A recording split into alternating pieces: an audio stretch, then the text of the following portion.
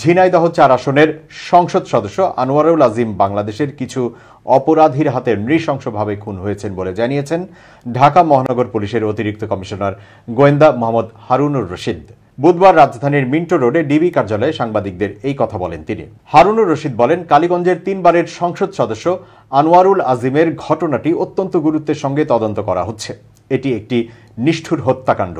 এটি পারিবারিক, আর্থিক নাকি এলাকার কোনো দুর্বৃত্তকে দমন করার জন্য হয়েছে তা আমরা তদন্ত করে দেখছি। বিষয়টি নিয়ে আমরা নিবিড়ভাবে ভারতীয় পুলিশের সঙ্গে কাজ করছি। প্রতিক্ষণেই তাদের সঙ্গে আমাদের কথা হচ্ছে। অনেক তথ্য পাচ্ছি। তদন্তের স্বার্থে সেসব বিষয়ে আমরা বলতে চাচ্ছি না। গোয়েন্দা পুলিশের এই কর্মকর্তা বলেন, সংসদ ভবন এলাকা থেকে সংসদ সদস্য আনোয়ারুল ভারতের উদ্দেশ্যে রওনা হয়েছেন। এজন্য এই ঘটনায় শেরেবাংলা নগর থানায় আজকের মধ্যে মামলা হবে। তার মেয়ে মামলা করতে সহযোগিতা ও পরামর্শের জন্য আমাদের কাছে এসেছেন। আমরা তার মেয়েকে মামলা করতে সহযোগিতা করব।